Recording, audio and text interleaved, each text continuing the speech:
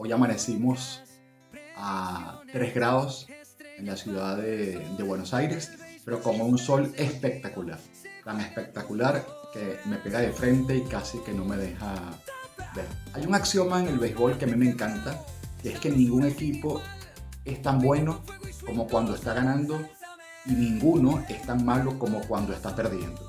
Si no me creen, bueno, vean la serie que acaba de terminar entre Angelinos y Yankees y Rockies de Colorado contra Cachorros de Chicago.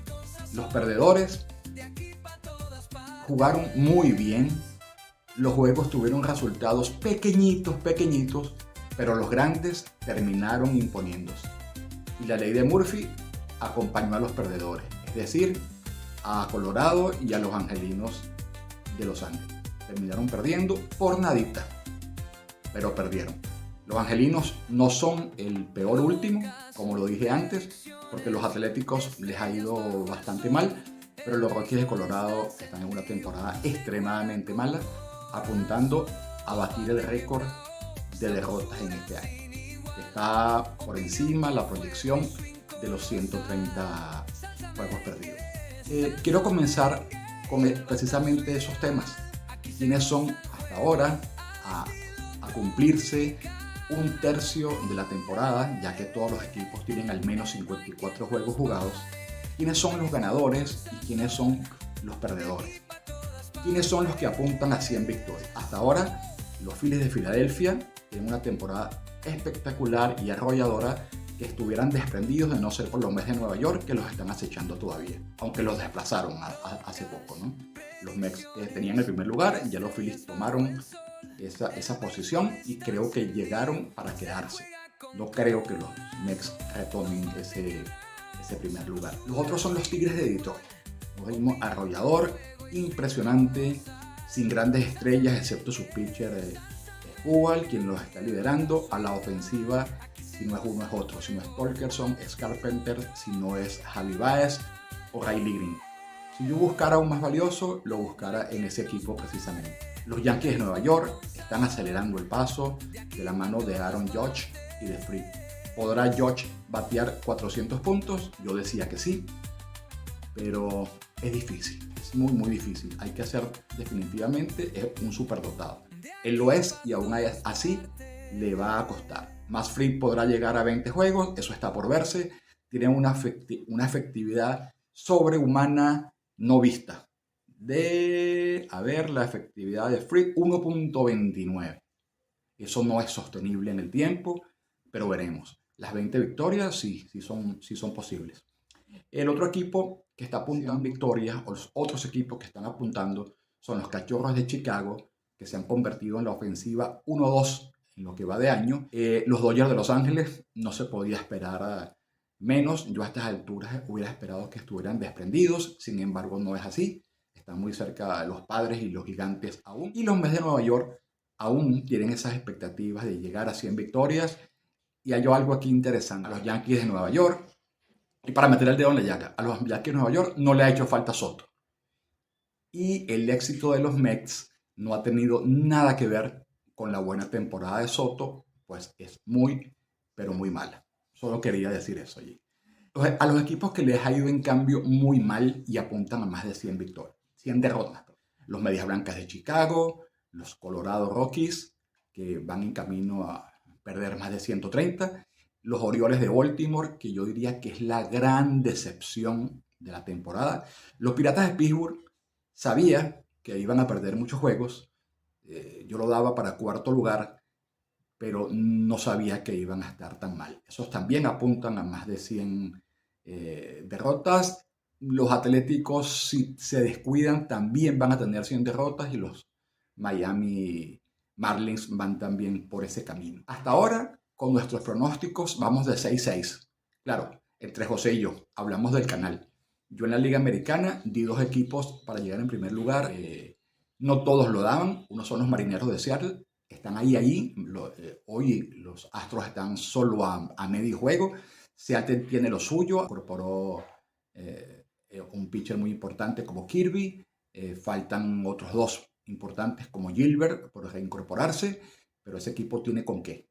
Y el otro equipo que yo di fue los Tigres de Detroit, a quienes le va muy, pero muy bien. Y mi compañero José, en la Nacional, dio a Filadelfia cuando todo el mundo se inclinaba por los Mets. Y también dio a los Cachorros de Chicago. Ahí sí estuvo de acuerdo con gran parte de la gente, aunque otros muchos daban a Milwaukee. Yo estaba dando a Cincinnati. No creo que Cincinnati pueda alcanzar la punta en ningún momento este año. Sí tiene posibilidades, si mejora, porque tiene un gran picheo. Es uno de los pocos equipos que tiene 5 pitchers. Y si mejora, pueden estar aspirando al comodín. Como están jugando hoy día, no les da honestamente. Pero repito, tienen 5 pitchers de primera. Pocos equipos se dan el lujo de tener 5 buenos abridores y Cincinnati los tiene. Así que bueno, sigue contando, pero no para el primer lugar. Los Cachorros de Chicago se ven muy sólidos.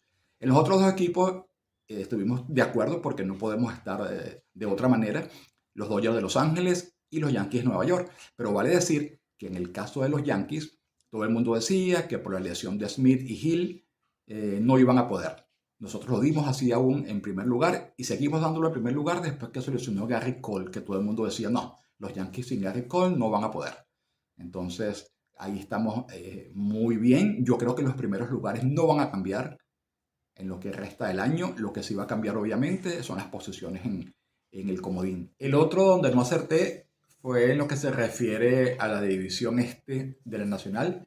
Los Bravos de Atlanta están muy lejos. Están también no cerca en el comodín, pero creo que sí van a acceder a él.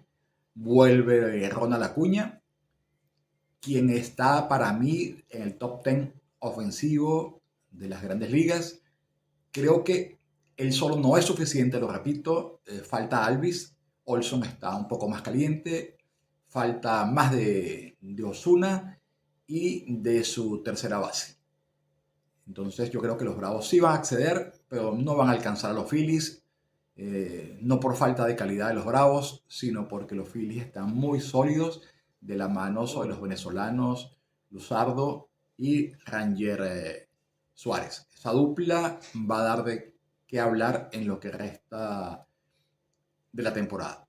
Hablando de figuras importantes y de Acuña, vamos a asomar ahora lo que se refiere a la ofensiva.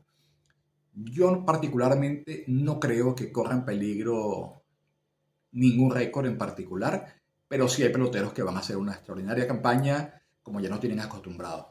Yo creo que no hay casi nada nuevo. Fíjense que los que apuntan a más de 50 jonrones, Ohtani, George, Ohtani tal vez está proyectando 60, pero sabemos que eso depende de lo caliente que se pongan los bates de aquí en adelante o de lo frío que lo hagan. Ohtani y Josh, dudo mucho que se enfríen, pero sí hay peloteros que tienen bajones o tienen subidones. Por ejemplo, ven la temporada de Soderstrom. Soderstrom dio 9 jonrones en los primeros 100 turnos y en los próximos 100 apenas ha dado un solo cuadrangular. Lo cierto es que Josh y Ohtani, como siempre, apuntan a más de 50 largos. Está también Schwarber, que no es ninguna sorpresa para apuntar a más de 50 jonrones. Raleigh también apunta a más de 50. Este para mí es el catcher más poderoso que hay en las grandes ligas. Así lo está demostrando. Está guiando a los Marineros de Seattle, quienes aún esperan por Arozarena y por Julio Rodríguez.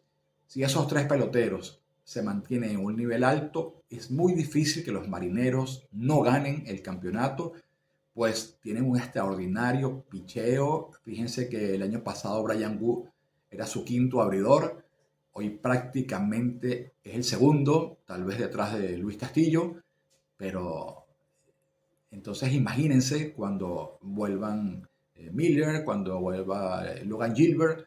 Ya volvió George Kirby, pero siendo apaleado en par de oportunidades. Pero él va a mejorar, obviamente va a mejorar, es un pitcher de extraordinaria calidad. Ahora nos vamos al renglón de carreras impulsadas.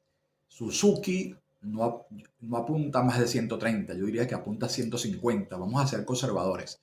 Lo que apuntan a más de 130 impulsadas actualmente son Aaron Judge, una vez más, Devers, quien no me encanta como jugador de equipo, pero individualmente es un fenómeno, Wilmer Flores está apuntando a más de 130 carreras impulsadas, que es Pete Crow Armstrong. No solamente apunta a más de 130 empujadas, sino que apunta a más de 40 jonrones y 40 bases robadas. 40-40. Con solo 23 años tiene el chico. Este muchacho es un verdadero fenómeno. Otra de las caras del béisbol.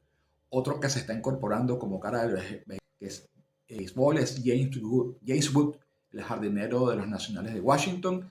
También apunta a más de 40 jonrones, más de 100 impulsadas y ya está bateando más de 280. Un fenómeno de apenas 22 años. No le da para el novato del año porque la temporada pasada, si no me equivoco, tuvo más de 300 turnos. Pero es un chico muy joven que se pierde de vista. Pero ojo con Pete Crow Armstrong, que no solamente para mí va a ser 40-40, si las lesiones no lo fastidian. De todo lo que estamos hablando, obviamente, es estando en condiciones o en perfectas condiciones de salud.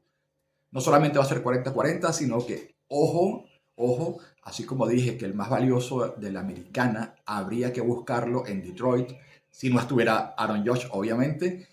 En la nacional, el más valioso habría que buscarlo en Chicago Cubs, Kyle Tucker, Seiya Suzuki y Pete Crow Armstrong, quien también califica para eso, porque los Cachorros es una ofensiva temible realmente. Hoy equiparada y cuidado si mejor que la de los Yankees o la de los Dodgers de Los Ángeles. Hay jugadores también que apuntan a más de 200 hits. Uno de ellos es Jarred Duran, Goldsmith y Donovan, quien se ha echado al hombro al equipo de los Cardenales de San Luis. Hay dos que me quiero referir que son muy importantes. Judge, si sacamos proyección, le da para 240 hits. Esto es surrealista, pero veremos. Si él logra batear 240 hits, seguramente, si no está en 400, va a estar muy, muy, muy cerquita. Y otro impresionante es el novato Jacob Wilson. Este muchacho impresiona muchísimo. Pareciera un pelotero maduro que tiene 10 años en Grandes Ligas. Es apenas un novato. El novato del año yo creo que no se lo quita nadie. Y hablando de más valioso, Josh, el más valioso del año pasado, ya lo tiene en sus manos. Hay que quitárselo. Para ser más valioso hay que quitárselo. Y como repito, hay que ver cómo se desarrolla la temporada, pero es muy difícil que sea yo, Dios mediante, lo acompañe en la salud, no gane ese premio. Otani no está para más valioso, está un poco atrás en impulsadas, está un poco atrás en bases robadas. Sí lo está en cuadrangulares. Y bueno, tiene su compañero de equipo Freeman, que ese sí está para más valioso, pero en la nacional. Yéndome ahora al picheo, hay menos tela que cortar, puesto que hoy no se puede pronosticar efectividades, whip, eso es absurdo. Si hay unas efectividades hoy día surrealistas, como la de McFreed en 1.29, como la de Yamamoto, pero ahí no se puede hacer ningún tipo de pronóstico ni proyección. En lo que sí se puede hacer es en los ponches. Mackenzie Gore, quien ha lanzado para mí muy bien, el equipo, las victorias, el apoyo ofensivo no lo ha acompañado. Apunta para 270 ponches, tiene hoy día más de 90, al igual que Skubal, que para mí son las dos figuras, los reyes de los ponches de ambas ligas. En cuanto a victorias, hay varios, y es muy interesante, que apuntan a más de 20, pues tienen 7 en el primer tercio de la campaña. El primero obviamente es McFreed, el otro es Rodón, allí tienen razones suficientes junto con el bateo de Judge para saber por qué los Yankees están sólidos en ese primer lugar. Mi candidato para el Cy Young, Hunter Brown, con 2.00 de efectividad, también tiene 7 victorias. Y en la Liga Nacional, Robbie Ray de los Gigantes de San Francisco, una muy buena efectividad de 2.56 y tiene 7-0. Está invicto. Entonces, ojo con él. Y Faf de los Arizona Diamondbacks también tiene 7 victorias. Hay que ver pitcher también como Ranger Suárez, como Luzardo. Hay otros tantos que tienen ya 6 victorias. La proyección le estaría dando para 18, pero sabemos que con buenas aperturas en estos 2 tercios de temporadas que nos quedan, pueden llegar también a 20 victorias, siempre y cuando la salud los acompañe. Para finalizar, quiero referirme a 2 temas rápidamente. Este fin de semana comienza una serie entre los Bravos de Atlanta y los Medias Rojas de Boston. Ojalá que no suceda así, pero yo creo que ahí puede estar el próximo manager despedido. Cualquier resbalón de uno de estos 2 equipos creo que va a determinar que una vez más se tome la decisión incorrecta para mí de despedir al manager.